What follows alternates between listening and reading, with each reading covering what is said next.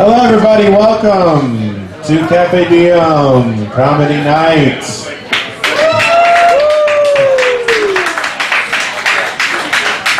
The Monday Spectacular.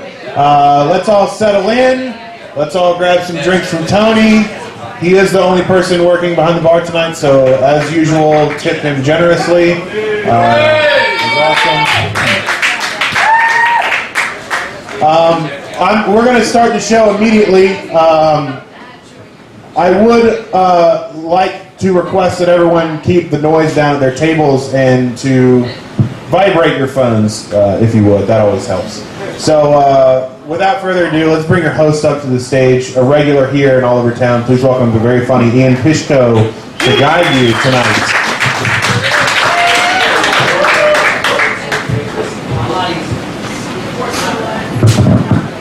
Thank you. So I'm the host tonight, and amongst my responsibilities, I want to lay a preface to tonight's show. There's a lot of us tonight, and there's a lot of voices you're going to be hearing from. But I want you to know that none of us are going to slum it tonight. None of us are going to go for cheap, easy jokes at someone else's expense. No one's going to get up here and say something like, what do beer, the passenger seat of a car, and a movie theater have in common? They can all be shotgunned. You're right. That's absolutely right. That's too soon. It's too soon. It's too soon because tonight's Monday, and we just had the weekend, and I'm sure you were all drinking just like I was, and it's much too early to make a beer joke. We're not going to endorse any stereotypes tonight, even if they might be true. Like I have one of my grandmothers, she has Alzheimer's, and her favorite song happens to be Somebody That I Used to Know. And for those of you laughing, I want to remind you that you're not experiencing what I experienced when I saw a kind, elderly woman's face light up when she heard that song for the first times.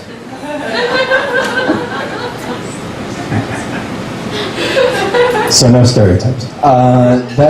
That's the ground rules. I'll do a quick little bit before we get into your other performers this evening. I'll appeal to you as the audience.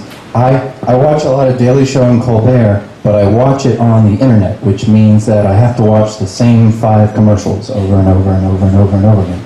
And one of them is a Dr. Pepper commercial, where there's lots of people on the street, and they take off like a jacket or a top layer of clothing, and then they have a Dr. Pepper shirt underneath, and they play this song, which is a kind of Third Reichian super white cover of an old song that goes, whether I'm right, whether I'm wrong, I've gotta be me. And I don't like that song, because it's almost always better to be right than to be you. Let's say you're taking a math test. You can be you, and I'll be right. You can use a glittery, sparkly pink pen with a little poofy fuzzy top like all the fat women who pop chewing gum and smell like bad perfume and nail polish do. And for every answer, you can just draw a little cartoon squirrel taking a shit. But you will fail that math test. I will study and use a pencil, and I'll move out of my parents' house before I'm 30. This doesn't just apply to school, though. You want to be right in most situations, rather than you. If you were to show a short video of a woman jogging through her neighborhood, and then you pan behind her, and there's just an unkempt-looking individual with a hungry look in his eye and a bottle of chloroform in his right hand. Whether I'm right. Thematically, that's just kind of fucked. If you had the Vietnam-era photo where a soldier with his back to the picture is executing the unarmed civilian next to him, I've gotta be me. Dr. Pepper doesn't want you to think that far into the commercial. They want you to remember those lyrics in the context of a 13-year-old girl going to an American Eagle with her friend and looking at a jean pair of shorts and a khaki pair of shorts. And her friend says, "Don't get the khaki pair of shorts, they're fucking gay." But then that girl looks at that khaki pair of shorts and a song grows in her heart. Okay, that's it. Your first performer tonight, my sheet fell on the ground, but I remember his name because he's a good performer. Ladies and gentlemen, Ray Bullock. This is Cat Left. This is Jesse Thomas. This is Clay Shelf. This is Brett Leake. Thanks. Thank you, Ian. Appreciate that. Hi, everybody. Nice to see you. Good evening. Pleasure. My chair this evening is stuck. I am more GoBot than Transformer. Thank you, Corey. Appreciate your help. It's an impressive chair. It usually stands up, and it's very impressive to people until I'm at the supermarket and I get shopping cart wheel. And next thing you know, I'm in the mangoes. It also forces moral quandaries when there's tread marks on the linoleum. What am I going to say? My bad, or looks like the dog dragged a tire in the house. I'm a lucky person. I got to go to Virginia Public Schools for college. I enjoyed it so much I went to 2. I went to James Madison for a year to get my grades up. And then I went to William & Mary for 3 years to get my grades back down. Mission accomplished. I've always wondered about how we think and if there's a healthy way to think. In middle school, I remember one of my teachers saying that we human beings are limited to 3% of the brain. 3%? I know what you're thinking. Isn't it 10%? And isn't that an urban legend?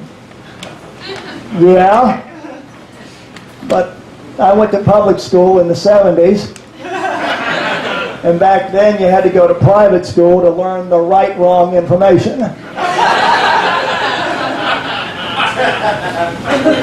I remember when I heard that 3% thing, I thought, I was immediately skeptical, like there was somebody out there smart enough to have figured that out using his or her 3%. What do you think? Are we limited to 3%? I say no, we're more than capable of dropping down to 2% at any time. Remember some of the tricks teachers would use to get us to try to think more clearly on 2%? Remember one of my teachers would say this: let's call on someone who hasn't had a chance to participate. Let's not. There's a good reason I'm not raising my hand. I don't know the answer. Let's go back to the original plan. Hand up, call on me. Hand down, unavailable for comment. I have no statement to issue at this time. I remember feeling really stupid in school, in college, in college, because I would answer the teacher's rhetorical questions. He'd say, "Don't answer that one, Mr. Leake. That is a rhetorical question." I'd say, "Well, quit making them so easy." I didn't even understand the concept. If I'm having a hard enough time with the answers, don't make me pick out the questions. I tried to use them to my advantage. When I didn't know the answer, instead of leaving a blank, I would write, "Evidently, this is a rhetorical question."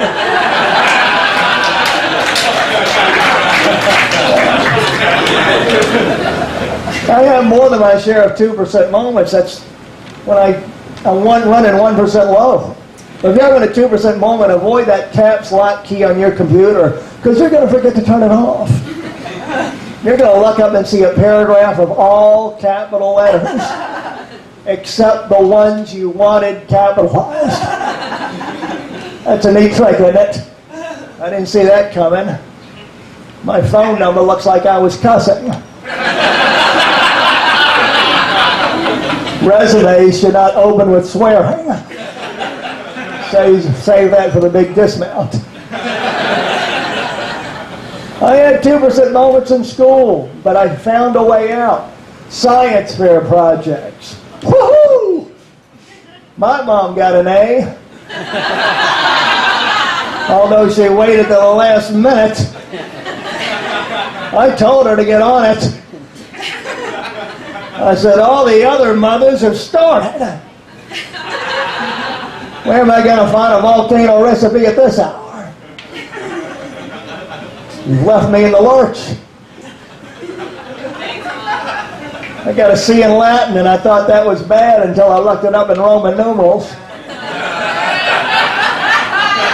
Swish! That explains all those X's on my paper. Each an additional 10 points. Thanks, everybody. I enjoyed it very much.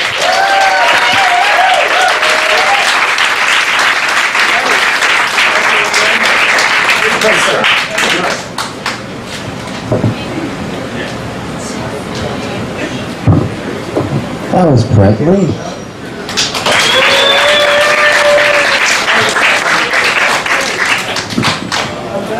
This is April Dowdy.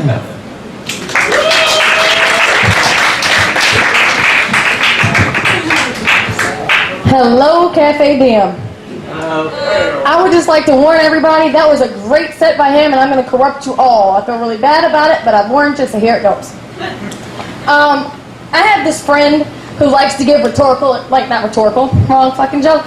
She likes to give unsolicited advice. Right? She just walked up to you and she said, April, now that you're doing comedy, you got to be more confident on stage, you know? And if you're not, you got to fake it till you make it. I couldn't help but think that's the worst advice ever. The last time I faked it, I woke up with 2 kids calling me mommy, and that was not a pleasant experience at all. Why would I keep that up? But I'm not from here. I'm from Kentucky, right? And Kentucky is the kind of state, we don't have cities or towns. We have hollers. And a holler is a hole in a fucking mountain. All right? It's usually the birthplace of ignorance and racism. My parents were born and raised in Clover Lick Holler, Kentucky. All right? And they're the most racist people you've ever met. If they were to sit down with Hitler and have a conversation with him, he'd tell them to tone it down a bit. All right?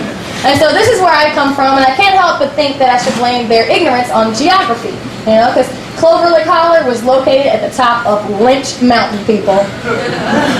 Swear to God. And so we moved to Virginia, and I'm stoked. I'm celebrating my escape from Lynch Mountain, you know. And we get out here, and I'm thinking it's going to be a brand new day, a change of pace. These assholes bought a house in the East End on South Confederate Avenue. That's cool, because karma is a bitch, right? So what better way for me to celebrate that transition than with the news their pretty little white daughter lost her virginity to a black man in their house on South Confederate Avenue.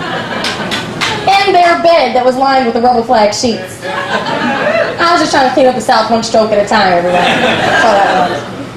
But I've learned a lot since I moved out here. I learned where whores come from. Target, aisle 6. Swear to God, I went to get some shampoo, right? And I'm walking past the clothes with the toddlers and stuff, and I saw Daisy Duke shorts with fishnet stockings sewn into these bitches in a size 2T, people. 2T! It's right next to the fucking lingerie section. What is that, a before and after? I don't fucking understand. But, I don't know. Like I said, I've learned a lot, and I've learned that it's been proven throughout history that the further west you go, the richer you get. Right? Like Columbus, bam, accidentally rich as soon as he went west. You know? The United States as a whole. The East End is, not the East End, the East Coast is shit, right? All the money's in Hollywood and LA. Go out west. Bam, there you go. Even in Richmond, like the bottom, that shit, go down West Broad, you hit short pump with old white money that came over on the Mayflower, right? And these are the assholes that get mad when black people talk about reparations, right? It's 2012. I think we should give reparations out. Maybe not 40 acres and a mule, but definitely a couple packs of Newports, a big screen TV, and some rosé, goddammit. That shit's some Moscato if you're a real boss, that's all I'm saying. Like, I have a lot of issues. I'm kind of ranting, but I don't like double standards. There's a lot of that shit out here, you know? If you see kids running around and they have an imaginary friend, it's awesome, right? You applaud their creativity and their imagination at its best. You know, you turn into a teenager, you still talking about your imaginary friend, they put you in an asylum, you know, because his mental problems or whatever. And then you hit middle age, and people start gathering in masses to talk about everything they've learned from their imaginary friend. They just call that religion. I don't know where the borderlines, you know? But, shit. I love that joke. So I have another joke, maybe, possibly. Yeah, I did a show not too long ago. And a preacher's wife came up to me and introduced herself to me after the show. She says, April, it's great you're following your dreams, and I commend you. But you spew too many profanities. Clean it up. You know? And I couldn't help but respond, ma'am, I don't spew profanities. I enunciate them, clearly, like a fucking lady. Needless to say, I'm not invited back to the Crackers for Christ gala at Mount Zion next year. That was frowned upon. But how many people here, by a round of applause, have had a really awkward sexual experience that changes your opinion on shit? Awesome, I'm not alone. I'm going to tell you about mine. Alright, and so I went out with the ladies. We had ladies' night, you know, get all dolled up, legs hanging out, ass and titties exposed, like you're supposed to do. And so we're getting through about halfway through the night. I'm 12 shots in before I realized that Babes is a lesbian bar. Yeah, but at this point I didn't give a shit because Mama was going to try something different tonight. So I see this pretty young thing at the bar, Coke bottle shape. I'm going to drink her up, right? So one thing leads to another. I'm taking her skirt off with my teeth. And I'm expecting like a tramp stamp or frilly panties, maybe a thong. This broad's penis just hit me in the face. Hard. And so you can imagine what's running through my mind at this point. First of all, I'm going to have to explain this blackout to my kids in the morning. And I'm like, no, it's okay. Daddy's not coming home. And so, after she destroyed my vagina, I wanted to show my appreciation. I didn't want to do breakfast in bed because everybody does that shit. I didn't want to do flowers because I personally prefer head. And so I was trying to think outside the box. Right? I got her some Listerine to clean her balls with, because oral hygiene is very important to me, people. See that right there? That was lesbianism, domestic violence, and the head joke all in one. You're welcome, Richmond. I'm gonna leave. Thank you. I love the premature applause. I just want to leave with one last statement. Remember, everyone, ignorance lives because wisdom refused to swallow. That's my time. Thank you much.